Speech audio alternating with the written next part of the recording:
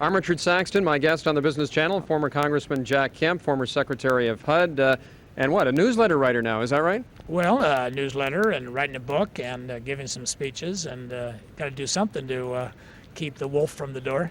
What are your thoughts on the economy, healthcare reform, and the other issues that are affecting the financial markets? Well, the Clinton administration, with all due respect, talking about reinventing government, they're not reinventing government, they're reinventing socialism. I think Hillary Clinton's plan to nationalize our health care industry is basically socialism.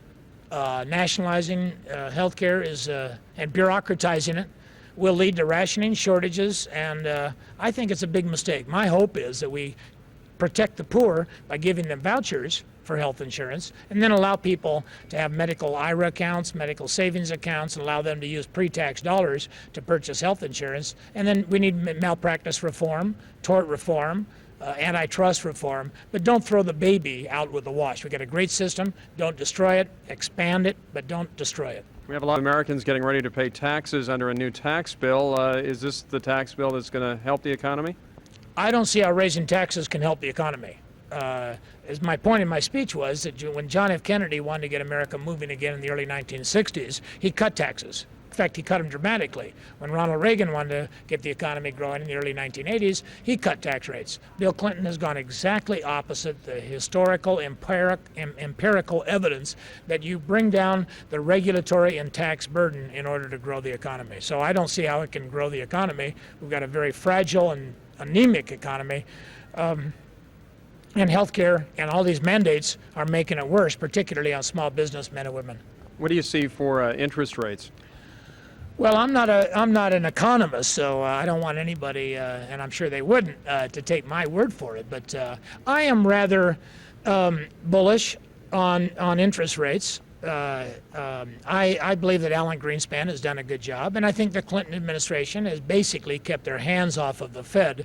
So I've got a lot of confidence in the Federal Reserve Board if they don't weaken the economy through defeating NAFTA. I think NAFTA is the most important pro-growth initiative in the last several years, and if that loses, I think it would weaken the economy, weaken bonds, and weaken stocks, and it'll also weaken our friendship with Carlos Salinas de Gortari.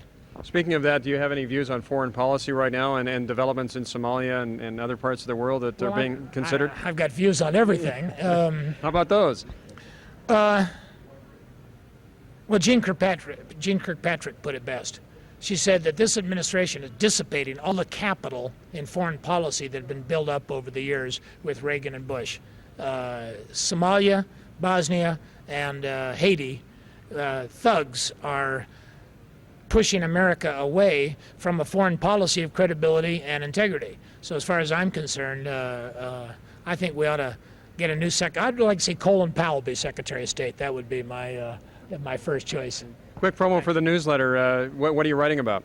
Writing about entrepreneurship, political, economic ideas to encourage entrepreneurial capitalism. I'm a great believer in the entrepreneurial capitalistic spirit, the spirit of enterprise, and we're pushing the idea that men and women should have the opportunity to know what's going on in Washington so that they can better prepare for starting a business or expanding a business. And we respect the idea that most of the businesses in America are small entrepreneurial efforts with mom and pop and inventors and organizers, and we want to encourage that type of spirit not only in the country but in the inner cities of America. And your entrepreneurial plan for 1996?